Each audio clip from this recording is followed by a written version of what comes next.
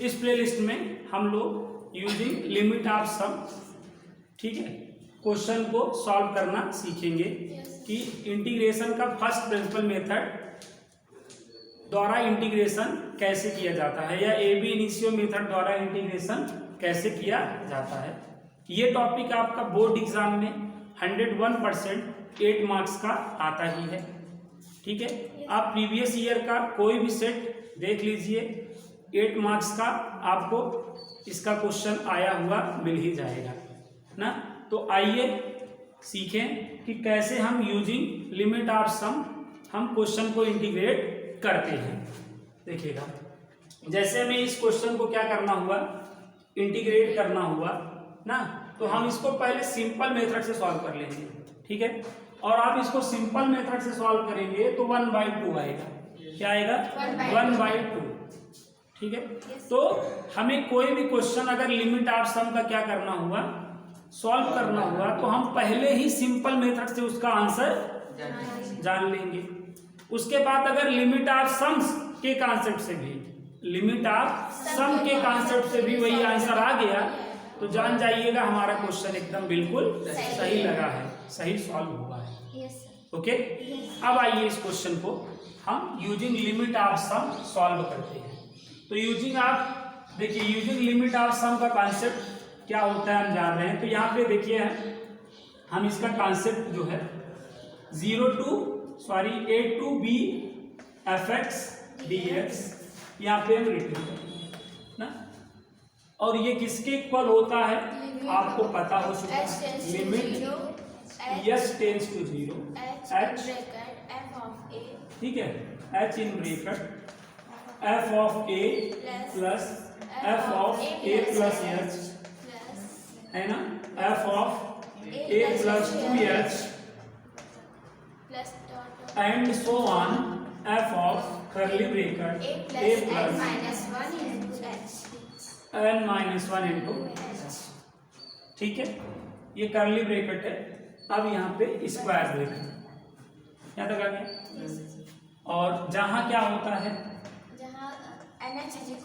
जहाँ NH equal to b minus a होता है, यहाँ तक बात आ गई। तो पहला काम क्या करना है बच्चों, आपको फार्मूला रिटेन कर देना है। जो भी क्वेश्चन दिया रहेगा उसके नीचे आपको ऐसे फार्मूला रिटेन कर देना है, ठीक है। तो ये सॉल्यूशन का पहला स्टेप है, सॉल्व करने का क्या है पहला स्टेप। अब कंपेयर करो, तो देखो कंपेयर करोगे तो देखो a की वैल्यू क्या है 0, b की वैल्यू 1, fx की वैल्यू क्या है बताओ, fx की वैल्यू x। यहाँ तक बात आए। अब लगे हाथ ये भी बता दो, NH इक्वल टू क्या होता है b माइनस a, देखिएगा। अब b की वैल्यू 1 और a की वैल्यू 0, तो NH की वैल्यू क्या होगी, यहाँ तक है, यहाँ तक सभी बच्चों को आ गया है। अब आगे देखिए, अब आगे हम अपने क्वेश्चन को लिखेंगे, ठीक है। क्वेश्चन को लिख लेते हैं।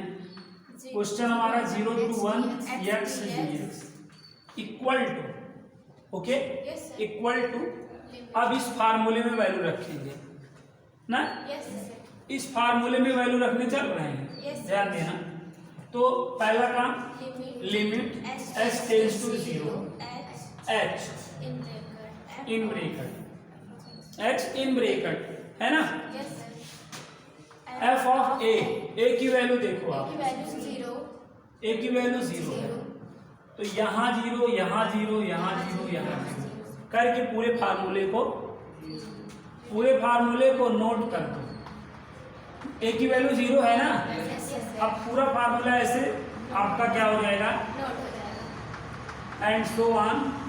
फिर यहाँ पे देखो f ऑफ कर्ली ब्रैकेट हाँ 0 plus n minus 1 into h, बताइए यहाँ तक आ गया।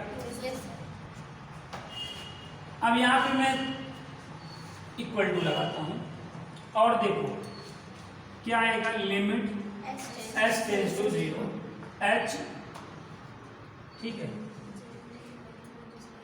f 0 प्लस 0 में एच ऐड करेंगे तो एच की एच,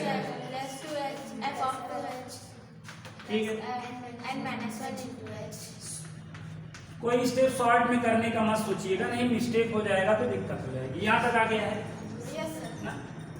अब यहाँ पे ना श्रेया बताइए अब 0 की वैल्यू क्या होगी, अब 0 की वैल्यू क्या होगी बताइए, घबराइए मत, डरिए मत। पूजा fx इक्वल टू क्या है x, ये अब 0 निकालना है ना, मतलब x के प्लेस पे 0 रख दो तो क्या आ जाएगा ना। कठिन क्वेश्चन था ही, कहाँ बता पाओगे। अब 0 की वैल्यू क्या हुई 0, या h की वैल्यू क्या हुई, अब यहाँ पे x के प्लेस पे h हो जाएगा, ये h है ना।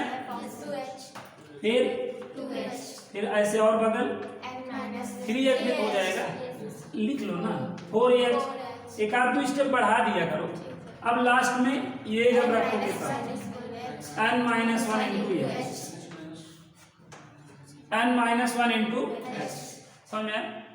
अरे यार x के प्लेस पे यही तो रख देना है, आगे चलिए यहाँ तक आ गया सबको। अब अगला स्टेप मैं अभी पूछने वाला हूँ, सभी बच्चों से पूछूंगा बारी बारी से, कोई बचेगा नहीं। यहाँ तक आ गया, यहाँ यच, यहाँ यच, यहाँ यच, यहाँ यच, यच क्या है, मैथ में जो मैच होता है वो कैच होता है, कॉमन हो जाता है। ये मैच कर रहा है कि नहीं, तो इसको कैच कर लो, कैच कर लिए, कैच कर लिए तो ब्रैकेट में बचा क्या 1 2 3 4 एंड ना लास्ट में n माइनस 1। यहाँ तक आ गया समझ में, यहाँ तक सही बच्चों को आ रहा है समझ में। चलिए लक्ष्मी तैयार रहें, इसको हम क्या रिटर्न कर सकते हैं लक्ष्मी, बहुत अच्छा बेटा, सिग्मा n माइनस 1। पहले हम इस बात को समझे, 1 से लेकर n माइनस 1 तक का सम है कि नहीं, तो इसको क्या बोला जाएगा सिग्मा n माइनस 1। क्यों, क्योंकि हम जानते हैं क्या कि 1 से लेकर n तक के नेचुरल नंबर का जो सम होता है उसको सिग्मा n बोला जाता है। क्यों बच्चों, आप बहादुर बच्चे हैं, क्लास 11 में पढ़े रहे होंगे। 1 से लेकर n तक का जो सम होता है, जोड़ होता है, सिग्मा n बोला जाता है। और सिग्मा n की वैल्यू क्या होती है n प्लस 1 बाई 2 होता है ना। बट आपका यहाँ पे जो देखिए बना है n माइनस 1 बना है, जहां पर n है यहीं पे क्या हो गया है n माइनस 1। तो ऐसा होने पर यहाँ पे n है तो यहाँ n माइनस 1 हो जाएगा, और यहाँ पे क्या हो जाएगा n माइनस 1 प्लस 1, ठीक है। तो प्लस 1 से माइनस 1 कट गया, तो n माइनस 1, ठीक है।